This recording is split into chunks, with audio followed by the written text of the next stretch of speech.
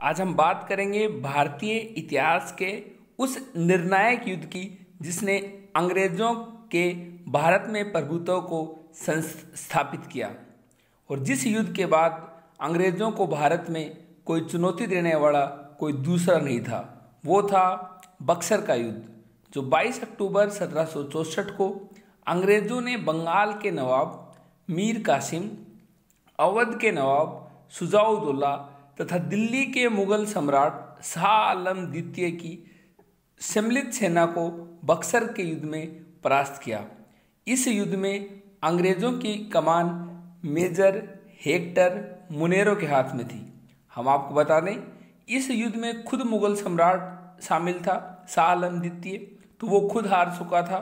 और इससे पहले 1761 में पानीपत का तीसरा युद्ध हुआ था अहमद शाह अब्दाली और मराठाओं के बीच में। उसमें मराठा हार चुके थे, मराठाओं की बुरी हालत हो चुकी थी उस युद्ध में, और इसके चलते मराठा भी कमज़ोर हो गए थे। मुगल शासक खुद इस युद्ध में हार चुका था।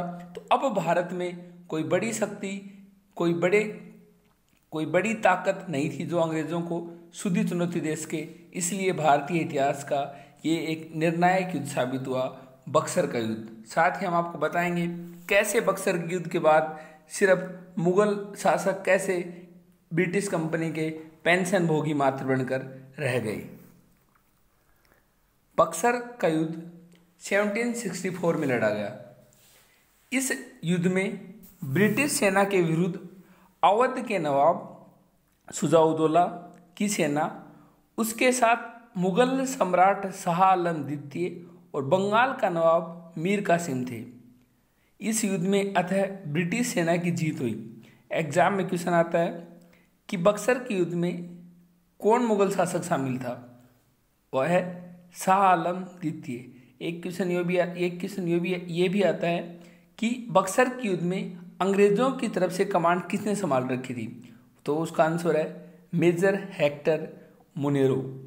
एक क्वेश्चन ये भी आता है कि सबसे अधिक निर्णायक युद्धों में जिसने अंग्रेजों के भारत में प्रभुत्व को संस्थापित किया, निम्नलिखित में से कौन सा युद्ध है?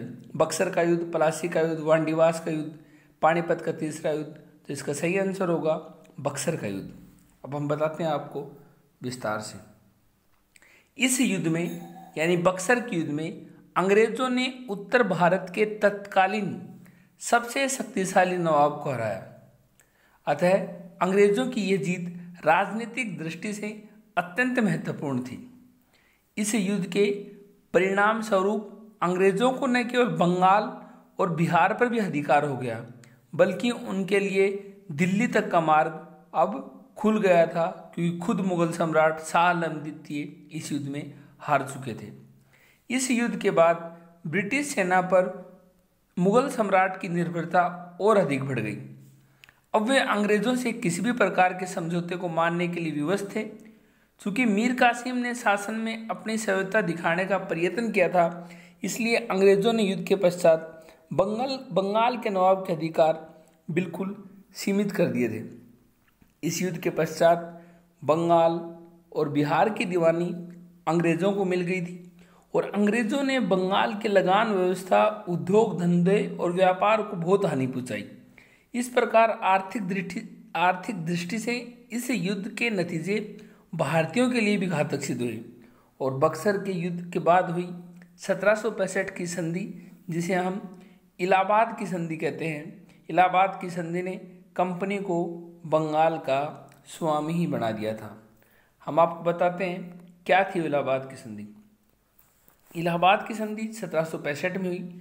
उसके अनुसार शाह आलम, जो कि मुगल सम्राट था, उसको अंग्रेजी संरक्षण में ले लिया गया तथा उसे इलाहाबाद में रखा गया।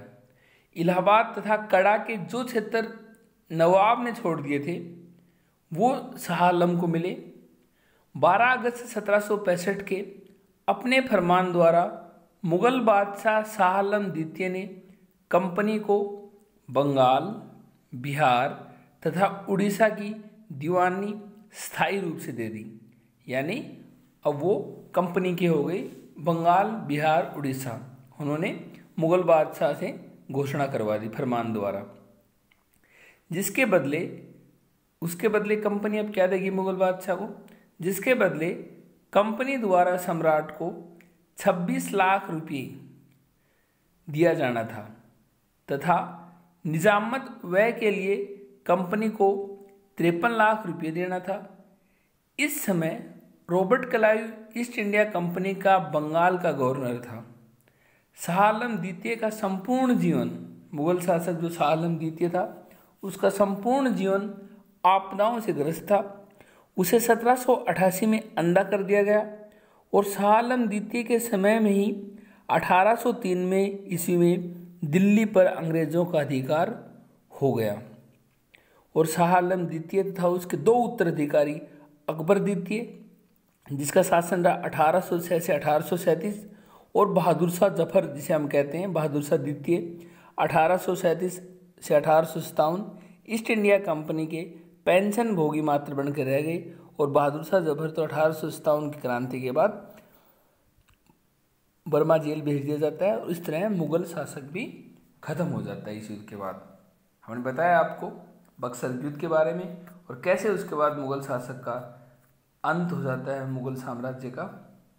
हमारे आज के सेशन में इतना ही।